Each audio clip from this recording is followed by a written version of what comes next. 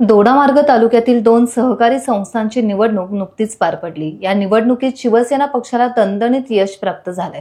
निवडणुकीत संचालक मंडळावर येण्यासाठी उमेदवारी द्यायला तयार नव्हते, कारण आमचा पराजय होईल असं वाटत होतं। जागा सोडायला तयार नसलेल्या विरोधकांना मतदारांनी नेस्तनाबूत केलं, अशी प्रतिक्रिया शिवसेना जिल्हा प्रमुख संजू परब यांनी दिली।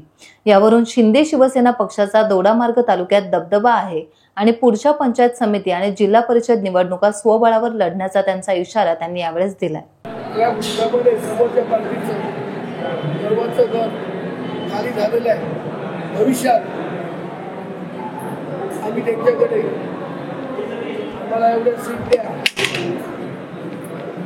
की आमची ही मागणी आहे, आम्ही करणार नाही आणि आमचे कार्यकर्ते कोणी करणार पण नाही। आमच्या नेत्यांना आम्ही समजावू, जर त्यांना आमच्याकडे जर पाहिजे असेल तर आम्ही त्यांना देऊ। कालच्या निवडणुकीवरून हे सिद्ध झालेलं आहे की सेना हा सध्या शिंदे सेनाचा हा एक नंबरचा पक्ष या मतदारसंघात आहे।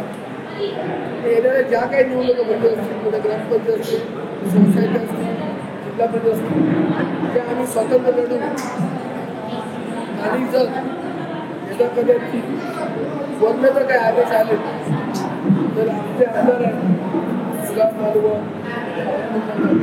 त्याच्यामुळे निश्चितपणे टक्केवारी जास्त असेल यात कोणतीही शंका नाही। आणि मला या गोष्टीचा जो आनंद आहे, जिल्हा प्रमुख झाल्यानंतर माझ्या आयुष्यात माझ्या राजकीय संघर्षात ही पहिलीच निवडणूक आणि गणेश प्रसाद गावसांच्या पूर्ण टीमने हा विजय खेचून आणलेला आहे।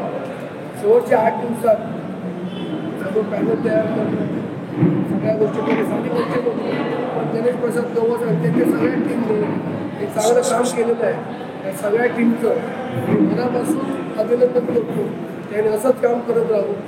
त्यांच्या मागे जिल्हा प्रमुख म्हणून मी खंबीरपणे उभा। समोरच्या पार्टीने पैशाचा खेळ केला,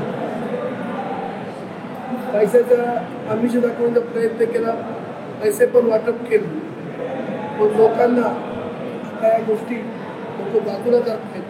कारण सहकार आहे, पैसे वाटून सहकार होत नाही, तर सहकारात काम करणारी माणसं लागतात आणि ती आमच्या पॅनलमध्ये माणसं होती। हा लोकांनी विचार केला, मतदारांनी विचार केला आणि भरपूर मताने आम्हाला निवडून दिलं, जेणेकरून भविष्यात कुठली सोसायटी लढणार नाहीत असा त्यांचा पराभव झालेला आहे।